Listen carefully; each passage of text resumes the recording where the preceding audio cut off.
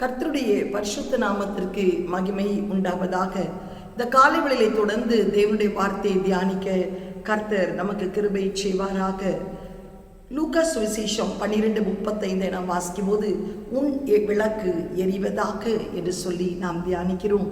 இந்த நாளிலே கூட மத்தேயு 12:20 வாசிக்கும் போது அவர் நியாயத்திற்கு ஜெயம் கிடைக்க பண்ணுகிற வரைக்கும் நெறிந்த நாணலை முடிக்காமலும் மங்கி எரிகிற திரியை அணைக்காமலும் இருப்பார். மங்கி எரிகிற திரியை அணைக்காமல் இருப்பார். முதல் நாள் மரக்காலால் மூடப்பட்ட ஒரு விளக்கு, கட்டிலின் கீழ் இருக்கிற ஒரு விளக்கு, இன்றைக்கு மங்கி எரிகிற ஒரு விளக்கு.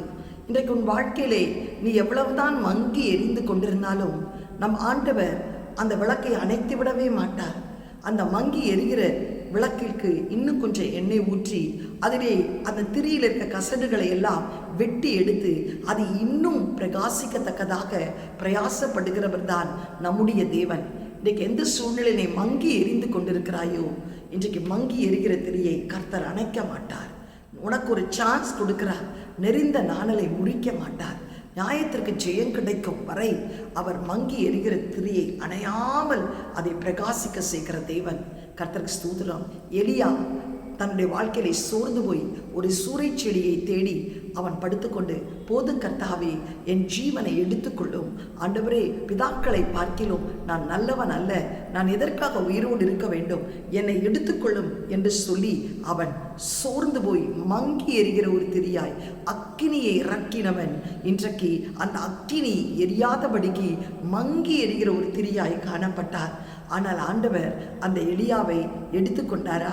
இல்லை, அவர் பரலோகத்திற்கு எடுத்துக்கொண்டார். ஹல்லேலூயா. அக்னி ரதமும் சுழல் காற்று வரும்போது எலியா எடுத்துக்கொள்ளப்பட்டார்.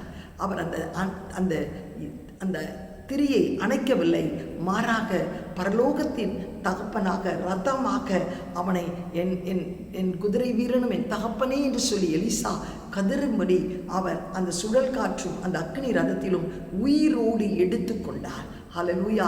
என் உயிரை எடுத்துக்கொள்ளும் என்ற எலியாவுக்கு உயிரோடு எடுத்துக்கொள்ள அவருடைய விளக்கை பிரகாசிக்க செய்தார். ஏன், யோனா கூட தேவ சித்தத்தை விட்டு நினிவேவுக்கு போக வேண்டியவன் தர்ஷீஷுக்கு வந்தபோது அந்த மங்கி எரிகிற திரி நிமித்தம் அனலும் இல்லாமல் குளிரும் இல்லாமல் போய் அடித்தட்டிலே படுத்து உறங்கி கொண்டிருந்தான். கடல் கொந்தளித்தது, சீட்டு யோனா பேர் விழுந்தது. அப்பொழுது நீ யார் என்று கேட்டபோது, தேவனுடைய சமூகத்தை விட்டு விலகி வந்தவன், என்னை எடுத்து தண்ணீரில் போட்டு விடுங்கள், இந்த கொந்தளிப்பு அடங்கும் என்று சொன்னார். அவன் சாதாரணமாய் சொல்லியிருக்கிறான், என்னை தூக்கி தண்ணியில் போடுங்க, அந்த கடலில் போடுங்க என்று சொல்லி. ஆனால் ஆண்டவர் யோனா அந்த மங்கி எரிகிற திரி அணைக்கவில்லை.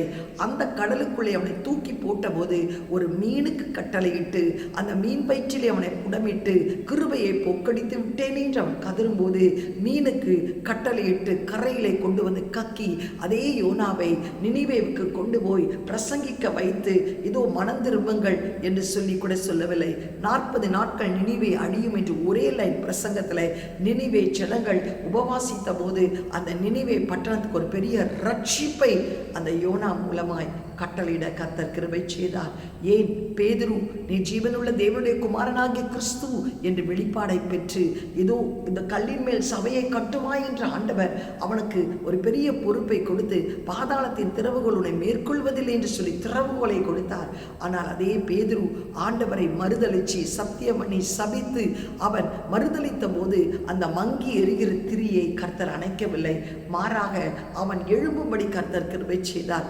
யோனாவின் குமாரனாகிய சீமோனே, பேதுருவே, என்னை நேசிக்கிறாயா, என்னை நேசிக்கிறாயா, என்னை நேசிக்கிறாயா, என் ஆடுகளை மேய்ப்பாயா என்று சொல்லி அந்த எரியை அந்த திரியை அணைக்காமல் எரியும்படி கர்த்தர் கிருபை செய்தார். இந்த காலை வேளையிலே கூட நீ எந்த பகுதியிலே மங்கி எரிந்து கொண்டிருக்கிறாயோ, ஆலயத்துக்கு வராதபடி உனக்கு தடைகளா, வேத வாசிக்க முடியாதபடி தடைகளா, செபிக்க முடியாதபடி தடைகளா, அதிகாலையில் எழும்ப முடியாதபடி மங்கி எரிந்து கொண்டிருக்கிறாயா, இன்றைக்கு ஆண்டவர் உனக்கு சொல்கிறார், மங்கி எரிகிற திரியை நான் அணைக்க மாட்டேன். அது இன்னும் கொழுந்து விட்டு எரியத்தக்கதாக நான் அதற்கு எண்ணெயை ஊற்றி அந்த கசடுகளை வெட்டி அந்த திரியை பிரகாசிக்க செய்வேன். இந்த காலவெளியிலே எலியாவை பிரகாசிக்க செய்த தேவன், யோனாவை பிரகாசிக்க செய்த தேவன், பேதுருவை பிரகாசிக்க செய்த தேவன், இன்றைக்கு நீயும் எந்த பகுதியிலே மங்கி எரிந்து கொண்டிருந்தாலும் உன்னை தூக்கி நிறுத்தி பிரகாசிக்க செய்கிற தேவன், எல்லா மனுஷனையும் பிரகாசிக்கிற மெய்யான ஒளியாகிய அந்த கிறிஸ்துவின் ஒளி உன்னிடத்திலே காணப்பட கர்த்தர் உதவி செய்வாராக. கண்களை மூடி, ஆண்டவரே இந்த இடத்திலே நான் மங்கி இருக்கிறேன் சுவாமி, என்னை பிரகாசிக்க செய்யும் என்று நீ ஜெபிப்பாயா? எங்களை அதிகமாய் நேசிக்கிற நல்ல தகப்பனே, இந்த காலை வேளைக்காய் நன்றியோடு துதிக்கிறோம். மங்கி எரிகிற திரியை அணைக்காமல் இருக்கிற தேவன் நீரப்பா.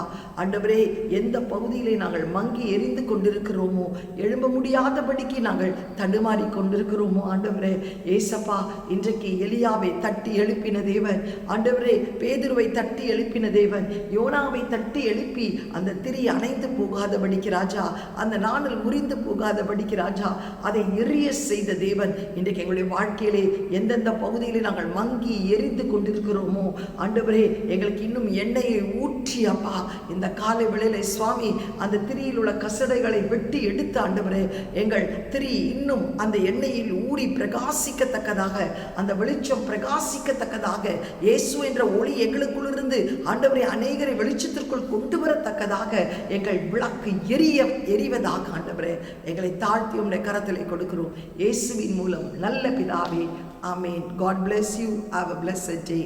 Amen.